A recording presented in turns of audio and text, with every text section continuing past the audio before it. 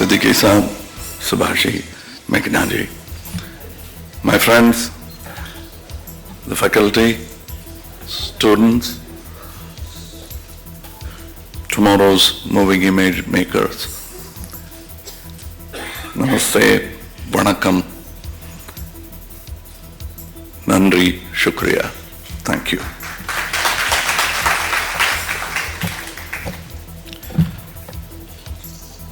I thank Hariji for introducing me, sometimes me to me. The only chagrin is he need not have mentioned about my birthday. I'm doing my best. This is the best acting I have done so far to look 50 or 45 or whatever I imagine I am. But anyway, the reason why we put on this act is, since it's a keynote address, let me go to the key of my survival. Writers do not write roles for older people. They always write for younger people, so we all try to look young. That's a key. And but times are changing. I mean, Amiji is a great example, so I know at least I have another 15 years ahead.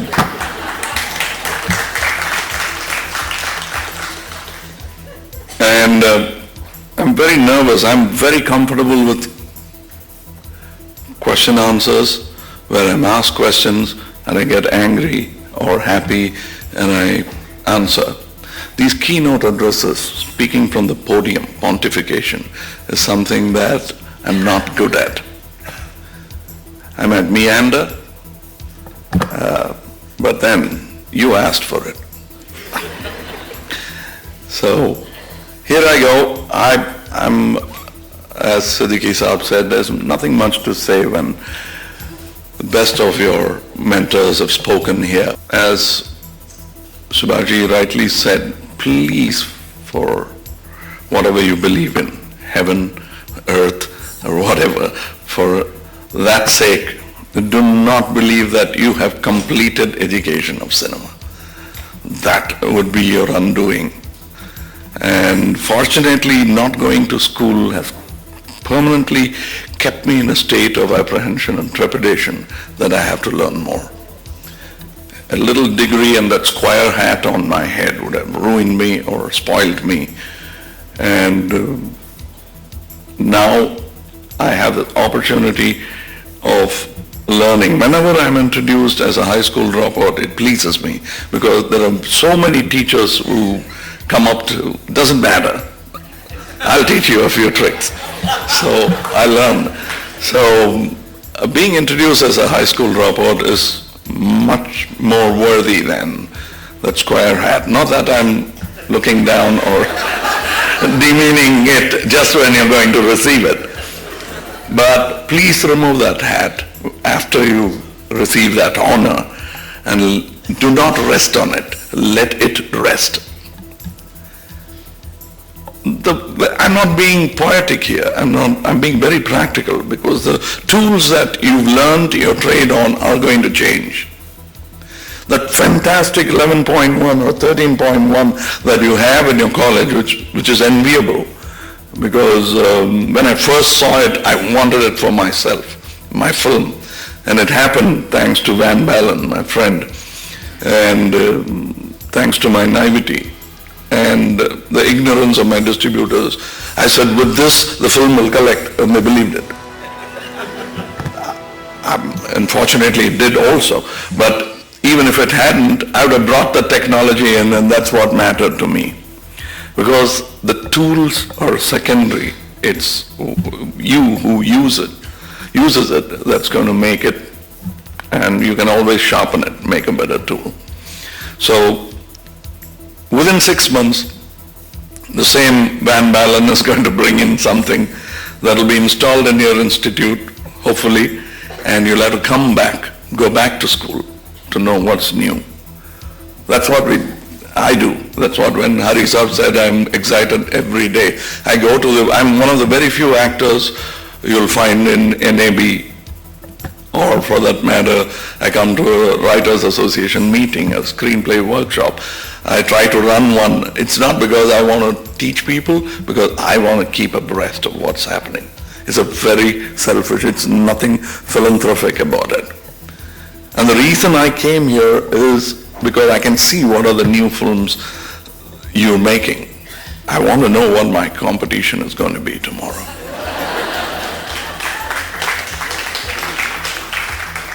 And believe me, I have an injured leg, so making it shake is not good.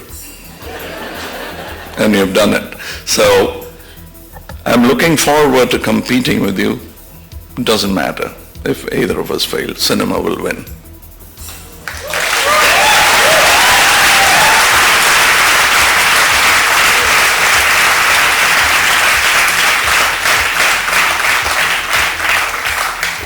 I remember when my late friend Balamendra, I'm very angry with him for making very less number of films. He's not here to defend himself, so I can really show my anger. I always tell him that he's not that he's lazy, he simply doesn't agree with the pontification that's laid out to him. He doesn't want to do. And that's exactly what I don't. There were a group of people, even Mr. Hariharan here, the fact that he went into teaching, it was because he was so angry with the existing industry. It didn't allow him to make films. Well, you should be thankful that he became angry and didn't succumb. And let me tell you a parallel of Subhashi and myself. I wanted to be only a director and never thought much about actors. I mean, I know Subhashi is one too, but still. I never thought much of actors. I thought they were tools to a purpose which is more superior. The making of a movie was more important. And I thought then, in my ignorance, that only the director was capable of that. Later, as you learn, I realized this is the most democratic art process. And nobody, there's the auteur theory and all, salam to it, but I would still think that it is a democratic process. Somebody fails you, the film will fail. It will be almost a great film, but for the bad cinematography, but for the bad acting, but for the bad makeup or something, or the other will crop up and make it a lesser movie. And I have had that happen to me. When I thought I had a fantastic movie, and they would say that I wish you had better actors and a better cinematographer. So films have failed. In spite of the mighty me, it failed. So it is, I have been humbled so many times into understanding that this truly is a democratic art, and probably the biggest assimilator of all arts. It's very versatile. And it's going to be people are going to stop calling it cinema. It's going to become something else. And you'll know our age when we still call it film, cinema. It's going to be just moving images, and it's going to go places. And I'd love to be left behind, leaning on my easy chair and see you gray old guys trying to make films. I hope medicine and cinema makes me live that long. And I was halfway. As I told you, I don't take notes. I'm not a great keynote address deliverer. But I was telling you, here's a man who wanted to become an actor. And he came in and took up the most difficult job. The easiest job is that of an actor, especially becoming a star. Star actor, that is. Then you really want to become an actor, you'll have to work for the money. But you're a star, you don't have to. He has seen that side of it also. He's paid stars, so he knows, through the nose, I guess. And I am a reluctant actor, but for Mr. K. Balachandra, I wouldn't be here in this podium, and there wouldn't be a repertoire like that for you to see. He told me that do not entertain that idea, because I see a rising star in you. I don't want you to come to studio in an auto rickshaw. You might, the way you are, you might make that kind of movie which may not run. And I don't know, he was pouring cold water on my ideas, on my fire. But I respected him a lot. I admired him a lot. He's my hero. And at 84, he still is my hero. And that's a rare feat, especially with a cocky student like me. But he has managed it. And I was just telling him, thank you, sir, I have a house. And you know why you have debts?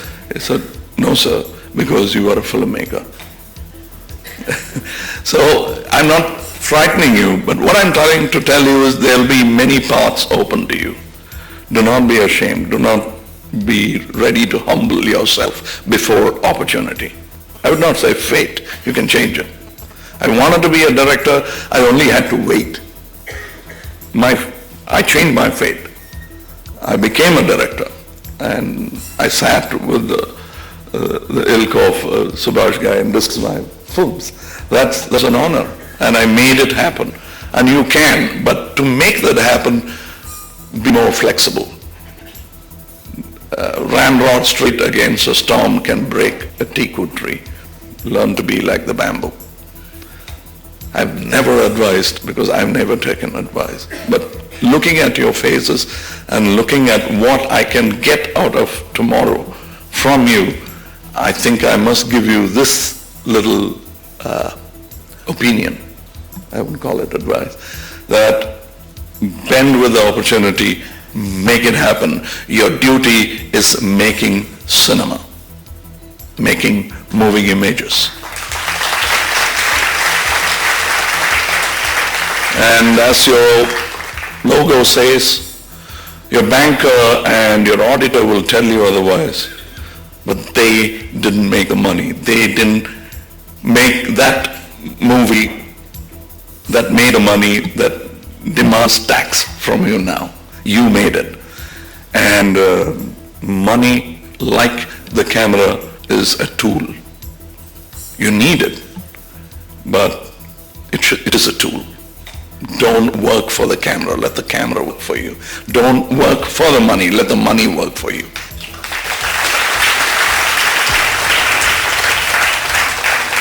I have, in all my dreams, if I told Subhaji that there should be an international corpus made in Whistling Woods, which will facilitate young filmmakers who come out of Whistling Woods.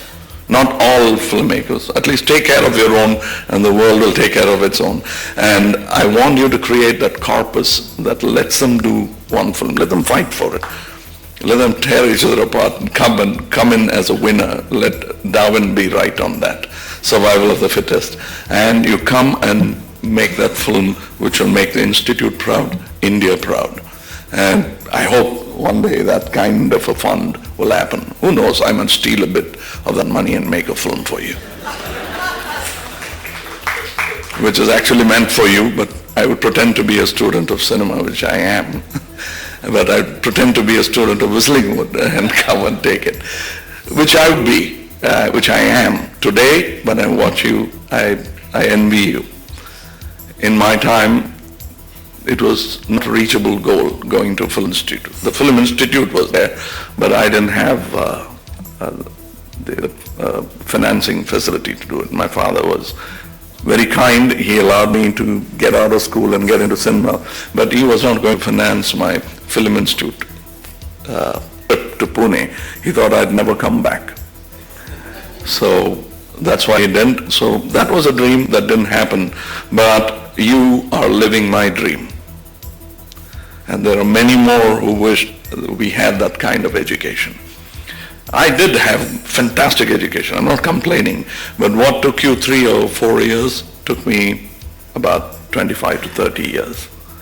It was slow, but it suited my speed of assimilation, so it helped. And here I am, a filmmaker rubbing shoulders with you. Hope to see you sometime in a film festival either on stage, in the audience, anywhere. You're a special class. You're filmmakers. You are part of this fraternity, which makes you special. And I thank those parents in this day of monoculture where everyone wants an IT professional in their house. Whatever is in fashion, and they want an engineer, a doctor. I have many engineers who do anything else other than engineering. I have a driver who's an engineer. I know a barber who's an engineer. But I know that all of you are going to be filmmakers. Somewhere in some corner or other. You may not be making film, you may not be saying start and cut, but you'll be part of films.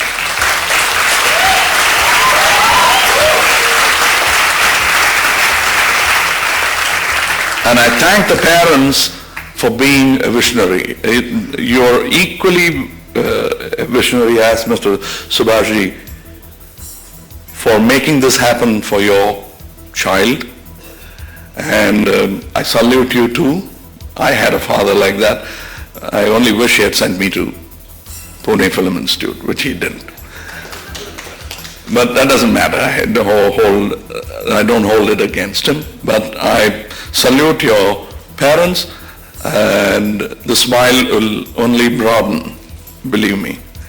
And there will be people who will fail. I know many actors better than me who didn't make it, but they never left the film industry. They were there. They didn't make as much money as I did, but they were there. This is an all-encompassing, versatile medium. It's only growing broader in its versatility. People are going to watch. Our platforms of film watching has already changed. You were watching on that screen, I was watching on this screen. And I'm going to soon watch movies on my wristwatch. I know, some cinematographer here was gritting his teeth, but it's going to happen too. But that's dissemination that's reaching more people, more audience.